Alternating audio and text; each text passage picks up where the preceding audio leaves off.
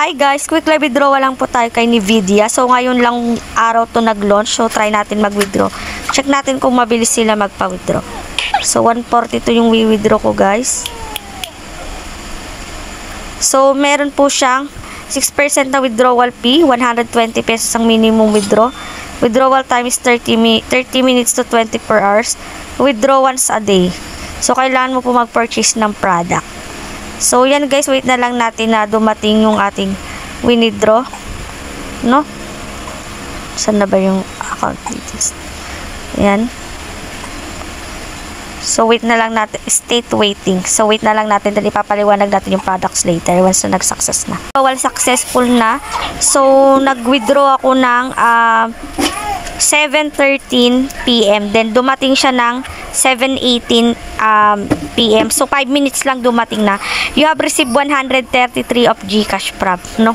So, 2 minutes ago yan. Paying na paying po si Nvidia. And ngayon lang po ito nag-launch, no? So, yan. Successful po siya, as you can see.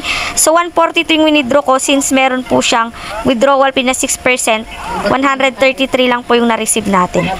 So, yan guys. Ang maganda dito kay Nvidia is pagka-register nyo, may libre kayo ng 100 pesos.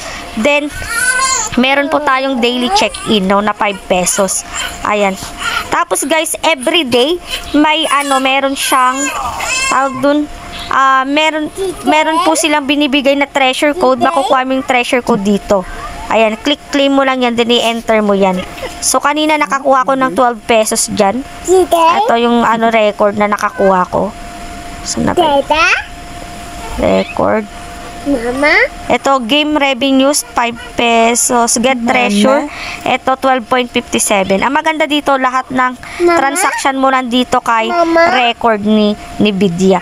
So, yun guys, kung gusto nyo mag-invest dito, ilalagay ko na nga lang po sa pinned comment section ko yung aking link. And yun guys, no, ang withdrawal dito is 9 AM to 5 PM daw. Pero naka-withdraw naman ako ng 7 PM, no. So, kung may balance na kayo dyan na 120 pesos, try nyo na rin po mag-withdraw para malaman nyo kung paying ba si Nvidia. Pero paying po siya kasi nga po, ngayon lang po ito nag-launch. Tapos guys, ito po yung mga product nila. Meron din po itong app, nada-download app siya. So yung 500 pesos mo kikita ng 62.40 per day. So validity period is 180 days. So pwede ka makapag-buy ng 5 beses, no, netong 500. Tapos medyo maliit lang yung kitaan pero goods siya kasi may app. Tapos sa 1,500, 214 ang daily income. Sa 4,000, 571 ang daily income. Sa 8,000, 1,333 ang daily income. And so on guys.